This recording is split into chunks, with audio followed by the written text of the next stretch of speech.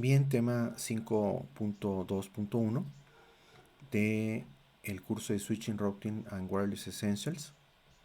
Estos son los pasos para una topología sin bucles, es decir, cómo opera el spanning tree. Del punto anterior, identificamos que los bucles se generan cuando tenemos una redundancia de la capa 1 a través de los cables de la manera con la que fueron interconectados para lograr redundancia. La redundancia es deseable para que en el momento en que alguno de los cables o de los enlaces falle, entonces tengamos dos o hasta tres, ¿no? Aquí evidentemente en el costo pues tiene una repercusión. Aquí en el simulador es fácil poder tener varios enlaces redundantes, dos, tres, los que sean. Estamos consumiendo puertos de los switches, pero estamos ganando redundancia. En la vida real, la verdad es de que sí se implementa, pero no en una cantidad exagerada, por lo mismo del tema del costo y sobre todo si son grandes distancias, hablando de cuando las comunicaciones son a través de fibras ópticas, pues entonces esto implica un costo y no son más allá de dos. O simplemente generando o cerrando una estructura a manera de topología de malla. ¿Sí? Entonces esto es lo que se hace en la realidad. Este proceso de lo que acabamos de ver es haber implementado el spanning tree utilizando el spanning tree algorithm, o sea, el algoritmo empleado en el STP. Esas son las etapas. Se elige un puerto raíz, que es el puerto root. Selecciona los roots ports, que vienen siendo los puertos de este switch que es seleccionado. Y en este caso vas a observar que todos los puertos están precisamente en verde, están en forwarding. Si en este caso, aquí rápidamente, simplemente por verlo, yo deduzco que este switch 2 es el switch que ganó, es el switch root, debido a que todos sus puertos están en forwarding. ¿De acuerdo? Entonces, este no pudo haber sido porque precisamente este puerto está en blocking. No significa que está desconectado. Significa que tiene una conexión, pero está inactivo. Está en blocking. En el caso de que este puerto tenga alguna desconexión, el cable se desconecte, entonces este es el que queda en segundo punto, ¿no? Entonces este es el que en un momento determinado se pudiera poner como alternativo, pero entonces con simplemente verlo sé eso. Se eligen seleccionan los puertos del root, eligen los puertos designados y se seleccionan los puertos alternativos, o sea, los blocking, los bloqueados, que están precisamente esperando que el principal falle para entrar en operación. Puede darse el caso de que nunca entre en operación, debido a que esa estructura topológica está estable, pero en caso de que esto suceda, entonces es para cuando se activa. Cuando la operación del algoritmo y el protocolo está en operación, la conmutación utilizando unidades de protocolo del puente, eso significa el Bridge Protocol Data Unit, que son los paquetes que los switches interconectan, intercambian, ¿sí? Todo el tiempo están en comunicación. De tal manera que al estar de esta forma, nosotros pudiéramos estar observando que aunque no tenga tráfico, absolutamente nada de tráfico, los switches tienen comunicación entre ellos. Y esos son los Bridge Protocol Data Units que entre ellos se están comunicando. En este caso, para efecto de que se comuniquen a una velocidad adecuada para que esto pueda darse, entonces se realiza cada 2 segundos, se está transmitiendo. Si pusiéramos el filtro en el Packet Tracer en el simulador, o si tuviéramos un analizador de protocolos en la vida real, en la red, estaríamos observando que frecuentemente se está generando tráfico. Y esto es precisamente a través del BPDU. Se están comunicando entre ellos. Y esta información sirve para compartir datos, información de sí mismos y las conexiones. Los Bridge Protocol Data Units se utilizan para elegir el root bridge y los root ports, que son los puertos de este switch que ganó, el root. Los puertos designados, que son los puertos porque cuando falla el principal son los que van a entrar, y los puertos alternativos, ¿no? Que son los que quedan del otro lado. Todos los Bridge Protocol Data Unit contienen una identificación del puente, que eso se conoce como BID, Bridge ID, que identifica qué switch envió la unidad. El Bridge ID participa en la toma de muchas de las extensiones del Spanning Tree Algorithm, incluyendo los roles de puertos y el del Root Bridge. El identificador contiene un valor de prioridad, la dirección MAC del switch y un identificador extendido. El valor del Bridge ID más bajo es lo que determina la combinación de esos tres campos. Entonces hay tres criterios para poder saber precisamente este dato. Entonces, los switches intercambian una información que es el Bridge ID. Contiene la identificación de la prioridad del puerto, que es 32.769 de manera natural, que eso es un número que ya viene programado en los equipos. Una identificación del sistema extendido y una dirección MAC. Entonces, son los criterios mediante el cual se puede determinar esto.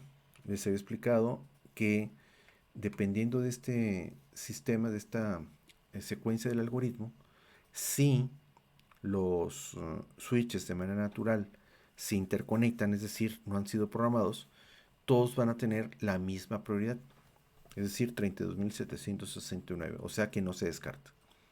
Lo segundo es a través del costo, que es más preferente que sea un puerto que sea una mayor velocidad, pero si son switches exactamente iguales, entonces tampoco se descarta porque tienen puertos de la misma velocidad. Entonces lo que va a venir a descartar es la dirección física. Esto no se puede reprogramar en el switch. Ya así como son configurados, esta es la dirección que tienen. En una computadora sí es posible que tú puedas reprogramar la dirección física, por alguna razón que veremos más adelante. Pero en los switches no.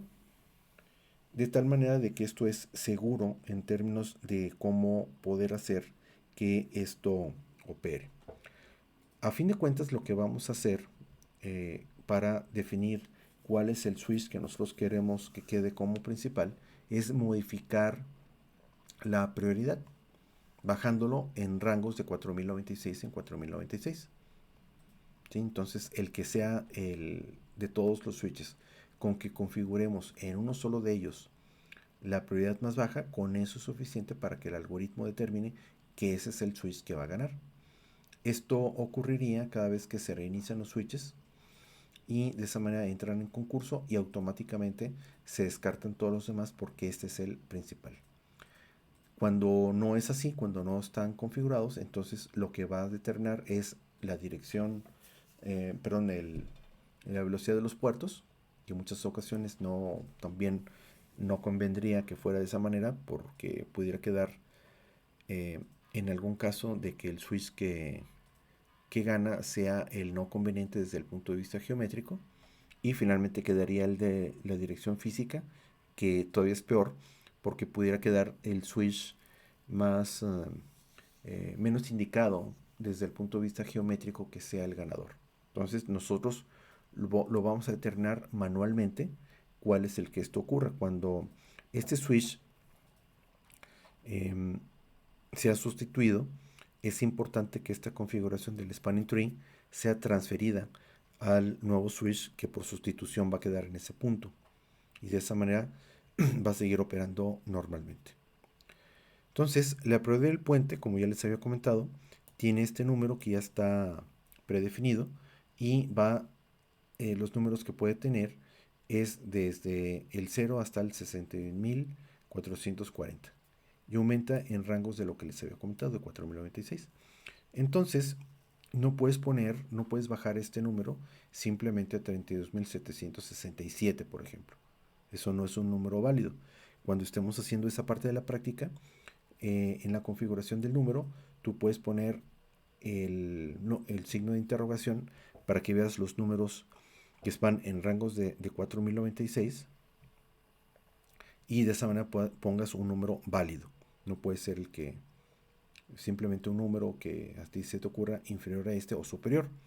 También la otra técnica consistiría en que subiéramos este identificador en los otros switches, de tal manera que el central quedara en este número válido, pero la lógica te dice que sería más esfuerzo en estar configurando en los otros switches. Entonces es más rápido, más fácil que solamente sea un switch en donde se hace el cambio.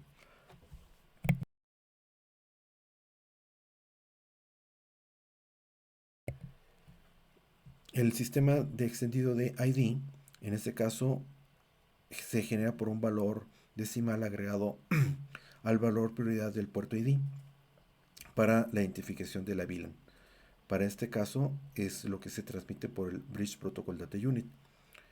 En la primera implementación del 802.1d estaba diseñada para que las redes que no utilizaban VLANs existía un único árbol de extensión común para todos los switches. Debido a esto, en los switches más antiguos, el ID del sistema extendido no se incluía en la Bridge Protocol Data Unit. Conforme esto fue creciendo, fue evolucionando a medida que las VLANs se volvieron más comunes, es decir, el 802.1d, se fue mejorando este protocolo para incluir las VLANs, lo que requirió que se incluyera la identificación de la VLAN en la trama del Bridge Protocol Data Unit. La información de las VLANs se incluye en la trama mediante el uso de la identificación extendida. La identificación del sistema del árbol extendida, posteriormente el STP, hubo un cambio al RSTP, que es el Rapid Spanning Tree Protocol, para que tengan diferentes root bridge para diferentes conjuntos de VLANs. Esto permite que los enlaces redundantes y sin reenvíos de una topología del spanning tree para un conjunto de las VLAN sean utilizados por un conjunto de diferentes de VLANs. Tienen una estructura topológica más compleja. Y la dirección MAC es cuando la información que transmiten en función de la programación que de fábrica tienen los switches. Bien, ¿cómo se elige el root bridge? Ya habíamos comentado que lo que va a pasar es de que todos los switches de manera natural vienen con este número, 32.769. Entonces, el switch que tenga configurada el número inferior, por ejemplo, de 32.000 en rangos hacia abajo, es el que va a ganar. En este caso, aquí se configuró en el switch 1 este número, 24.577, el cual hace que todos los demás, como puedes observar, estos dos, el switch 2 y el switch 3, no están configurados, no están reprogramados. Entonces, aunque tuvieran una dirección física más baja, este es el que va a ganar. Eso es lo que vamos a hacer. Básicamente va a consistir en esto. No vamos a dejar el segundo criterio, que es el de las velocidades, porque simplemente con modificar este número, con eso es suficiente para que ese sea el que gane. ¿Qué es lo que implica esta situación del tráfico que tienen los switches entre sí y que van a indicar esta comunicación entre ellos para la identificación del principal? Entonces, ya quedamos que se están retransmitiendo entre todos los switches una información que es el Bridge ID, que es emitido por el algoritmo del Spanning Tree, y tienen comunicación entre ellos. Aquí se ha simplificado los números de las direcciones físicas simplemente para que nosotros podamos deducir rápidamente cuál es el que va a ganar. ¿Sí? Entonces, esta es terminación 22, terminación 33 y esta es terminación 11. Evidentemente, esta es la dirección física más baja, y entonces, aunque conviniera que este switch sea el que vaya a ganar, que fue el caso de aquí porque este se reconfiguró manualmente, porque queremos que este sea el que gane, en este caso no sería así, porque de manera natural, así como están con estos números, que es a nivel solamente de ejemplo, este sería el que ganaría, debido al que tiene la dirección física más baja. Cada vez que se restablecen los switches, entonces se puede reconfigurar esto. Y ese es el problema: si se agregara un nuevo switch a esta estructura topológica y tuviera una dirección física todavía más baja que este, Entonces este le cede el liderato de esta estructura topológica al nuevo switch. Y así, cada vez que se están agregando switches, habría este recálculo. Y entonces quedaría siempre a expensas de la posibilidad de que el nuevo switch que se agregue tuviera la dirección física más baja. Y esto no es posible en una estructura topológica en donde nosotros queremos tener el control de esta situación. ¿Sí? Entonces lo que va a pasar es de que vamos a programar al switch que nosotros querramos con esta dirección, y aunque estemos agregando switches nuevos con direcciones físicas más bajas, no es el criterio, porque ya dijimos que son en forma secuencial los tres criterios. El primero es el de la dirección de la prioridad, el segundo criterio es de la velocidad, que eso se llama el costo, y el tercer criterio es el de la dirección física. ¿Sí? Entonces, al nosotros tener configurado el puerto en el switch con la dirección más baja, entonces siempre es el que va a ganar, aunque estemos agregando nuevos switches. Esa es la lógica.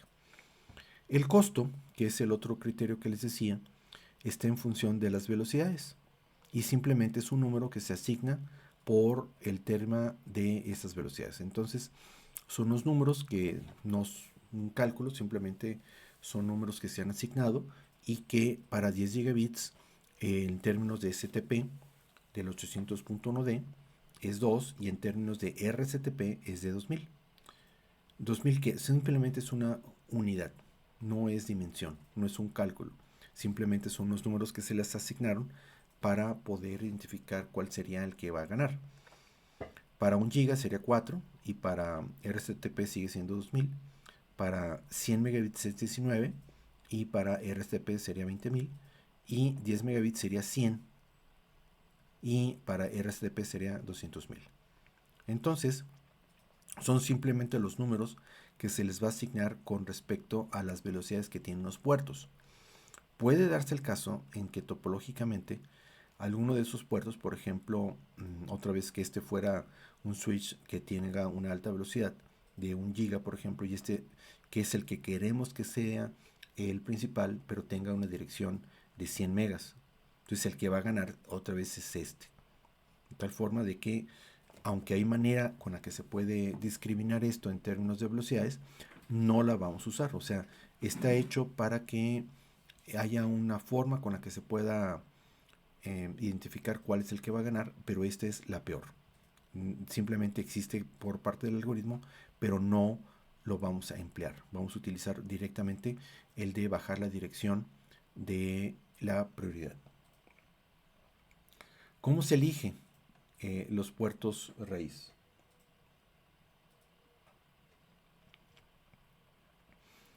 Una vez que se determina el puente raíz, se utiliza el algoritmo STA para identificar cuáles son los puertos raíces. Y en cada switch que no sea el root, se va a seleccionar un puerto de raíz. Es decir, cuando nosotros indiquemos cuál es el principal, vamos a observar con el comando que vimos hace un momento cuáles son los puertos que están apuntando hacia el root. ¿Sí? Entonces, si este es el seleccionado, entonces todos sus puertos están en forwarding, y si nosotros viéramos el estado de este puerto del switch 2, el puerto 1, diríamos que este es el root port. Y en el caso del principal, todos los puertos son root bridge. Entonces todos los puertos de los switches señalan hacia el ganador, digamos, hacia el puerto. Y otra señal con la que nosotros vamos a identificar cuál es el principal, cuando veamos el show spanning tree, nos va a decir this bridge is the root. O sea que este switch es el ganador. Es el único caso en donde nos dice esta situación, y también podemos identificarlo por el estado de sus puertos. Aquí en este caso vemos el tema de los costos, que es a través de esas velocidades, y entonces se determina cuál es el principal, simplemente explicando cuál sería el criterio por el tema de las velocidades. Entonces, como pueden ver, pues no desempata. La selección de los puertos designados por parte del puerto raíz tienen estas condiciones. Entonces, en el switch que gana son los puertos designados. O sea, son los puertos que están identificados por parte del switch principal para que sean los que van a ganar. Y hacia los switches que van a quedar no designados, así se le indica, ¿no? Quedan como root port. O sea, estos apuntan hacia quién es el root. Y estos son los puertos designados. ¿Sí? Entonces, todos los puertos del switch principal son designados necesariamente, aunque sean conexiones hacia computadoras o hacia router o hacia algún otro tipo de dispositivo. Cabe aclarar que este protocolo y todo esto que estamos platicando solamente es válido entre switches. El router no interviene en esto en lo absoluto. Es un proceso de capa 2 entre switches. Si fuera el caso en que tengamos un switch capa 3 en lugar de switches, todo esto es válido. Y lo único que va a pasar es de que en ese switch capa 3, pues aquí se van a estar haciendo esos mismos cálculos. Y otra vez, si ese es el switch que conviene, si fuera un caso de un switch capa 3 y ese es el que queremos que quede como puente raíz, entonces hacemos todo esto que estamos indicando para que este switch sea el ganador. Los puertos bloqueados van a ser los puertos que van a quedar en redundancia, de tal manera que serían los puertos que van a estarnos apareciendo como alternativo. Esto en inglés aquí estaría indicando como BLK, blocking, está bloqueado. Y vamos a ver que del lado de este switch, por ejemplo, está en designado. De hecho, aquí lo veríamos en ámbar, ¿verdad? Perdón, este en ámbar y este en verde. Entonces, este está listo, está habilitado, pero el que está bloqueando es este. Debido a que si no estuviera este bloqueo, entonces pasaría lo que acabamos de explicar de la tormenta de broadcast. Entonces, este es el que queda bloqueado y eso es debido a que este es el que se lo está indicando. Entonces, todos los puertos que tienen una comunicación hacia el otro lado, entonces en este caso, este es el que queda como bloqueado. Cuando tienen, la otra explicación es cuando tienen direcciones del mismo costo, pues esa es la situación, ¿verdad? De que no desempata, que fue el caso de lo que dijimos. ¿Sí? No desempata, entonces, si no fuera el caso donde no tiene la configuración de la prioridad, entonces entra este otro criterio, pero como quedó igual, pues no desempata. Y el tercer punto, el del menor ID, eso es debido a que tiene precisamente la dirección física. ¿Sí? Entonces, la velocidad no desempató. La que desempató sería, en todo caso, la dirección física. Tenemos otro tema que es los temporizadores del spanning tree y los estados de los puertos. La temporización del saludo, que son lo que les decía, que si vemos en el simulador o en un analizador de protocolos, estaríamos identificando que cada 2 segundos se está emitiendo precisamente un BTP. Aquí en el simulador lo vamos a ver con un color rosa, que es STP precisamente, y vamos a ver que frecuentemente se está emitiendo. Se puede modificar entre 1 y 10 segundos. De esto se trata esta parte, ¿no? De que podemos modificar esos números. Pudiera ser válido, ¿verdad? Que lo reprogramemos a 10 para efecto de que se disminuya este tráfico. La temporización del retardo del reenvío, también se puede programar el retraso directo en el tiempo que pasa del estado de escucha y aprendizaje. Este valor es de 15 segundos y se puede modificar de entre 4 y 30 segundos. Esto mejoraría, en todo caso, que no se tarde tanto tiempo en estar esperando que vaya a haber el cambio. Se puede programar, por ejemplo, a 4 y esto va a permitir que entonces se establezca una comunicación más rápida. Y el tiempo de antigüedad máxima, también se puede reprogramar la antigüedad máxima de la duración del tiempo de un switch que espera antes del intercambio para cambiar la topología del STP. El valor predeterminado es de 20 segundos, pero se puede modificar entre 6 y 40 segundos. Entonces, este es el algoritmo que se sigue con respecto a desde que se conecta. El spanning tree facilita la ruta lógica sin bucles en todo el dominio de difusión. El árbol de expansión se determina a través de la información obtenida con el intercambio de tramas de los VPs de uso entre los switches interconectados. Si un puerto del switch pasa directamente de estado de bloqueo al de reenvío sin información acerca de la topología completa durante la transición, el puerto puede crear un bucle de datos, es decir, pues intercambia otra vez información al estarlo recibiendo. Por esta razón, el spanning tree tiene 5 estados de puertos, 4 de las cuales son estados de puertos operativos, y estos son los estados, ¿no? Esto es lo que se investigó en el práctica anterior. Entonces, cuando no está conectado, vamos a observar que en el LED en los switches está en apagado, ¿no? O sea, no aparece nada. Lo conectamos. Entonces, cuando esto ocurre de manera natural, como no se sabe qué cosa es lo que se acaba de conectar, está bloqueado. Esto va a permanecer en ámbar hasta que se termine qué es de lo que se trata. Entonces, cuando no recibe BPU, el tiempo que esto pasa entre un estado y otro es de 20 segundos. Cuando se ha conectado, entonces está en estado de listening, está en escucha, y cuando esto pasa, ya se sabe qué es, entonces ya tiene un proceso de retardo de 15 segundos, y está en listening, y después está en learning, aprendizaje, que tarda otros 15 segundos, y pasa finalmente a forwarding, verde. Entonces, desde que empieza hasta que termina, pasan alrededor de 40 segundos para que esté en verde. Y ese es el estado natural o deseable que tienen que estar los puertos para que esto se dé, ¿verdad? Entonces ya está en forwarding. Entonces son los estados en los que puede estar. Puede estar en bloqueado, que es cuando está ya sea definido por el spanning tree que no transmita o que no tiene información. Luego pasa a un learning, que está teniendo intercambio de datos entre los switches para saber quién es del otro lado.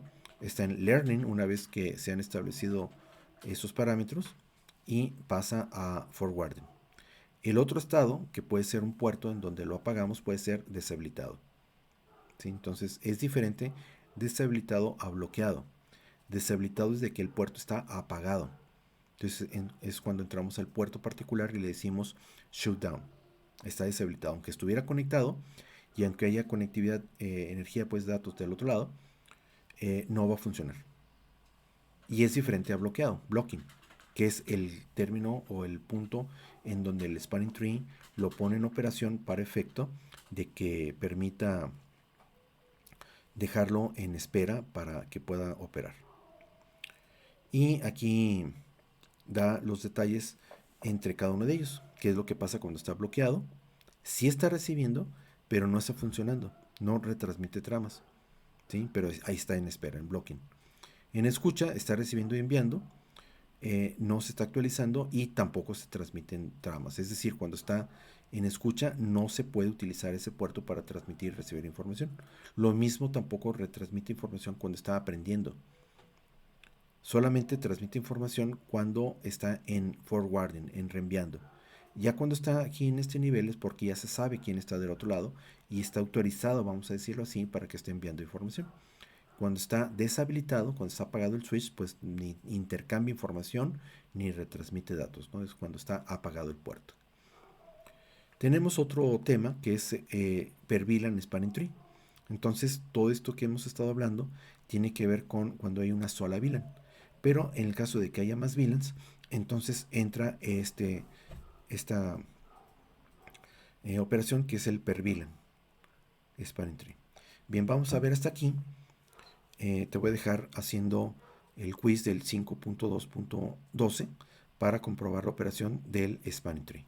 Nos vemos en el siguiente video y vamos a ver que hay diferentes versiones del spanning tree.